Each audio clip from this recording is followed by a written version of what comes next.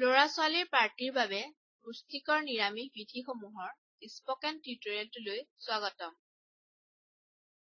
এই টিউটৰিয়েলটোত আমি শিকিম ভাল পুষ্টিৰ গুৰুত্বৰ বিষয়ে। কিছু স্বাস্থ্যকৰ বিধিৰ প্ৰস্তুতকৰণ। শিশুকালত ভাল পুষ্টি পোৱাটো অতিকৈ দৰকাৰী হয়। এই সময়ত বৃদ্ধি আৰু বিকাশ খৰতকীয়া হয়। এই সময়ত শাৰীৰিক আৰু মানসিক বিকাশ দুয়োটাই হয়। সেইবাবে ল'ৰা-ছোৱালীৰ স্বাস্থ্যকৰ আহাৰ খাবলৈ উৎসাহিত কৰিব লাগে। স্বাস্থ্যকৰ আহাৰ খাব লাগে দৈনিক খাদ্যত।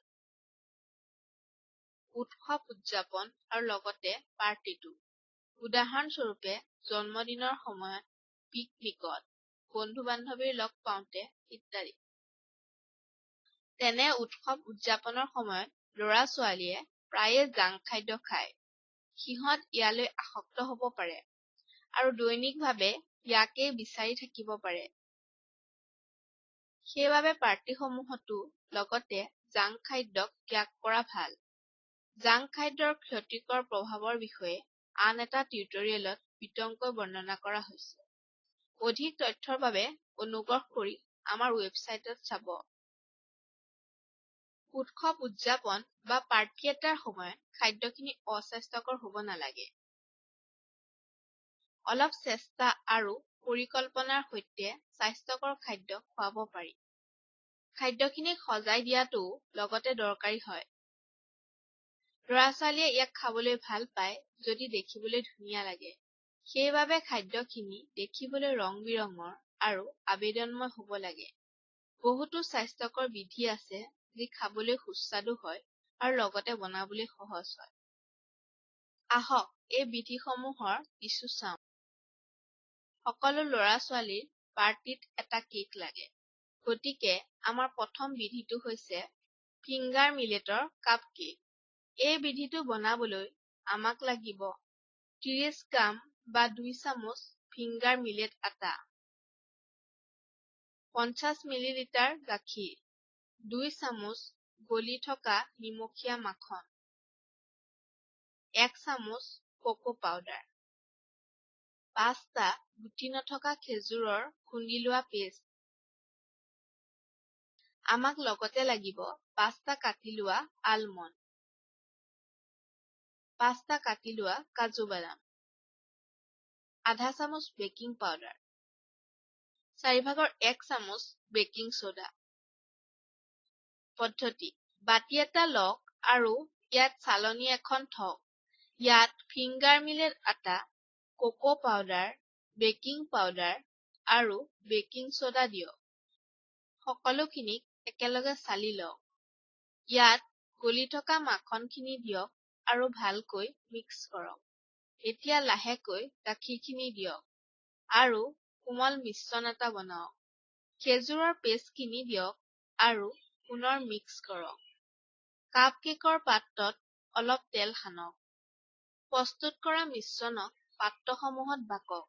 কাটি থোৱা বাদামক মিশ্ৰণটোৰ ওপৰত দিয়ক। প্ৰেছাৰ কুকাৰত আধা কাপ নিমখ দিয়ক। কুকাৰটোৰ ভিতৰত ষ্টেণ্ড এডাল থওক। কুকাৰত পানী নিদিয়াক নিশ্চিত কৰিব। প্ৰেছাৰ কুকাৰটোক আগতীয়াকৈ 10 মিনিট গৰম কৰক চিটি আৰু গেছকেটৰ অবিহনে। 10 মিনিটৰ পাছত ষ্টেণ্ডত পাত্ৰকেইটা থওক। ঢাকনিখন বন্ধ কৰক আৰু ইয়াক 25 মিনিট নিম্ন জুইত ৰাখক। টুথপিক এডাল ভৰাই সিহঁত সিজিছে নে নাই চাওক। যদি টুথপিকডাল চাফাকৈ ওলাই আহে, সিহঁতক জুইৰ পৰা নমাওক আৰু ঠাণ্ডা হ'বলৈ দিয়ক। যদি ই চাফাকৈ ওলাই নাহে আৰু 10 মিনিটৰ বাবে ৰান্ধক। ঠাণ্ডা হ'লে সিহঁতক পাত্ৰৰ পৰা উলিয়াওক আৰু খাওক। পাছৰ বিধিটো হৈছে বেক কৰা মিঠা আলুৰ টুকুৰা। এই বিধিটো বনাবলৈ আপোনাক লাগিব এটা মধ্যম আকাৰৰ মিঠা আলু, 2 চামুচ তেল, আধা চামুচ ৰঙা জলকীয়াৰ টুকুৰা, আধা চামুচ চাট মছলা, নিমখ সোৱাদ অনুসৰি।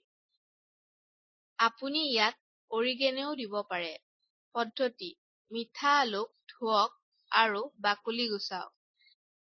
সিহঁতক দীঘলীয়া টুকুৰা কৰি কাটক। বাটি এটাত তেল আৰু আন মছলাখিনি লওক। মিঠা আলুৰ টুকুৰাখিনি এই বাটিটোত থওক। এতিয়া মছলাখিনি প্ৰতি টুকুৰাতে লগাকৈ ভালকৈ সানক। বেকিং ট্ৰেখনত বাটাৰ পেপাৰৰ টুকুৰা এটা লওক। মিঠা আলুৰ টুকুৰাখিনি ইয়াত এনেকৈ থওক যাতে এডালৰ পৰা আনডাল আধা ইঞ্চি দূৰত্বত থাকে। অভেনটোক আগতীয়াকৈ গৰম কৰক 200 ডিগ্ৰীলৈ। সিহঁতক 15 মিনিট বেক কৰক। লুটিয়াই লওক আৰু 15 মিনিট বেক কৰক। বেক কৰা মিঠা আলুৰ টুকুৰা তৈয়াৰ হ'ল। আমাৰ পাছৰ বিধিটো হৈছে দৈ আৰু ডালিমৰ ললিপপ। ইয়াক বনাবলৈ আমাক লাগিব 100 গ্ৰাম বা সৰু একাপ দৈ, সৰু আধা কাপ ডালিমৰ গুটি।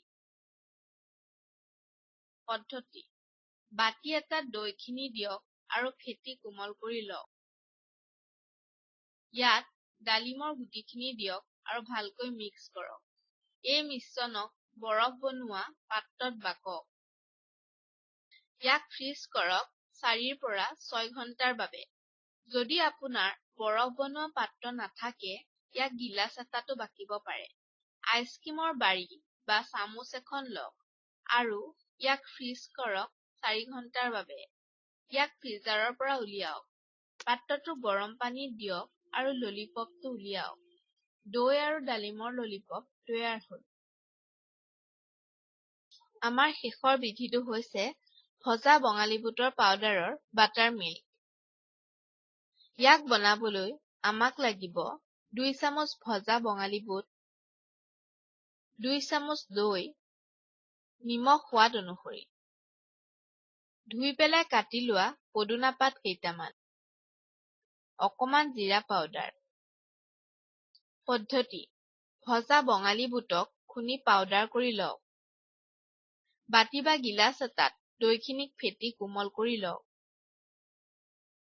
ইয়াত 1.5 চামুচ ভজা বঙালী বুটৰ পাউডাৰ দিয়ক। কোনো গোটা বন্ধা নথকাকৈ মিক্স কৰক। ইয়াত 1 গিলাচ পানী দিয়ক আৰু পুনৰ মিক্স কৰক। অকণমান নিমখ আৰু জিৰা পাউডাৰ দিয়ক আৰু পুনৰ মিক্স কৰক। ইয়াক চাৰ্ভ কৰা গিলাচ এটাত বাকক আৰু পদুনা পাতেৰে সজাওক। ভজা বঙালী বুটৰ পাউডাৰৰ বাটাৰ মিল্ক তৈয়াৰ হ'ল। এই সকলো বিধিতে প্ৰচুৰকৈ থাকে প্ৰটিন, ভাল চৰ্বিসমূহ, কেলচিয়াম, ফলেট আৰু মেগনেছিয়াম। সিহঁতত লগতে প্ৰচুৰকৈ থাকে আইৰণ, পটাছিয়াম আৰু ফছফৰাছ। ইয়াৰ সৈতে আমি এই টিউটৰিয়েলটোৰ শেষ পালোহি। সংযোগ কৰাৰ বাবে ধন্যবাদ।